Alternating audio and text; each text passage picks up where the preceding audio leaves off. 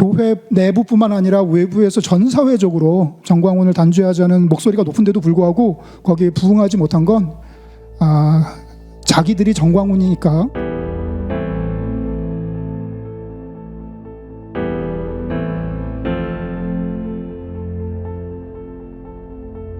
이번 교단총회에서 전혀 정광훈에 대한 어떠한 논의도 사실 이루어지지 않았고, 그러니까 왜 교단들이 이렇게 선을 긋지 못하고 우물쭈물하고 있는가? 지금 이 보수 개신교 세력들은, 이 교단 총회로 상징되는 주류 개신교 세력들은 정광훈 같은 과격한 선동가를 필요로 하는 것 같습니다. 교단 총회라고 불리우는 이제 주류 보수 교회 세력들이 사실상 정광훈과 다를 바가 없습니다. 그의 정치적인 입장이 거의 동일하다. 표현 방식만 좀 다르지. 이렇게 생각을 해요. 구체적으로 보자면 일단 한국의 목사 장로들 총회에 출석하시는 분들이 대체적으로 정광훈처럼 지금 현 정부의 그런 평화로운 남북 관계를 지향하는 그런 국정 방향, 그런 것을 반대합니다.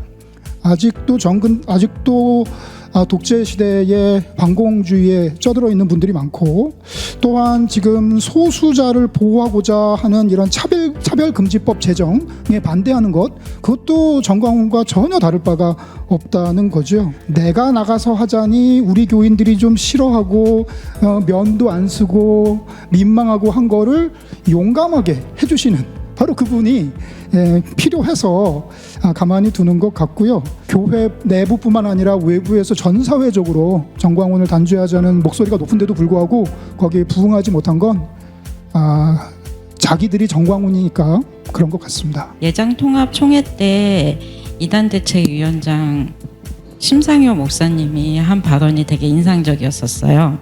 개신교가 전반적으로 보수 성향이다 보니 전 목사에 대한 친근감이 큰 게 사실이다. 그만큼 그 친근감으로 표현된 어떤 동료 의식 같은 게 그 정광훈 목사와 한국 보수교회 교단으로 이제 통칭되는 보수교회 사이에 형성이 돼 있는 게 아닌가라는 생각이 들고, 그만큼 사상적으로나 신앙적으로나 많은 것을 공유하고 있구나, 그런 생각이 들고요. 또 한국 교회는 역사적으로 계속 외부의 적을 형성을 함으로 내부를 결속시키는 방향으로 쭉 이어져 왔는데요. 말씀하셨듯이 종북을 혐오한다던가 아니면 이슬람을 혐오한다던가, 최근에는 동성애 혐오로 아주 똘똘 뭉쳐 있는데, 그런 면에서 봤을 때 동료이면서 또 한편으로는 공모 관계에 있는 거 아닌가라는 그런 생각이 들고, 그래서 사실은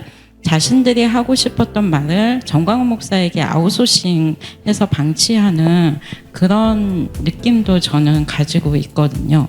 해방 이후에 교회가 급성장을 합니다.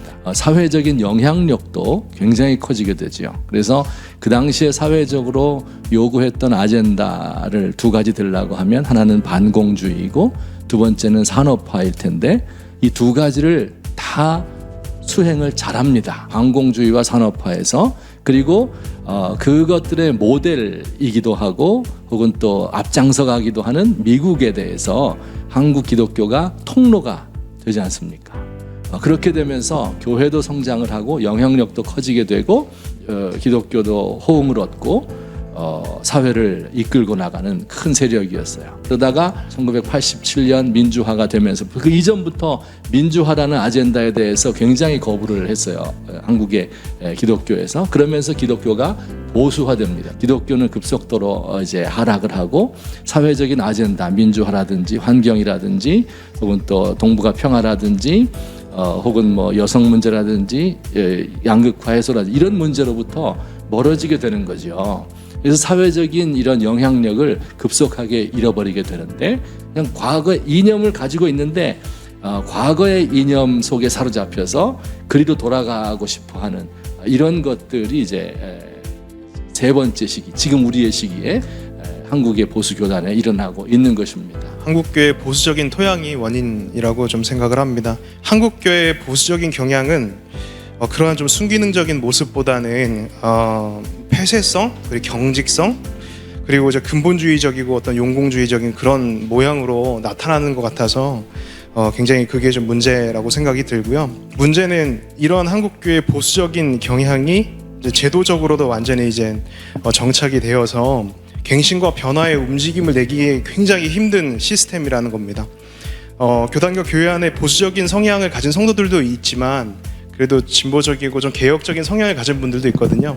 정광훈 사태 관련돼서도 우리 목소리를 내자, 바꿔야 된다고 하는 목소리들이 있는데 실제로 이분들이 교단과 교회 안에서 목소리를 낼 수 있는 그런 시스템인가를 바라보면 그럴 수 없다라는 거예요. 교회와 교단의 의사결정 구조가 중장년층 중심으로 돼 있거든요.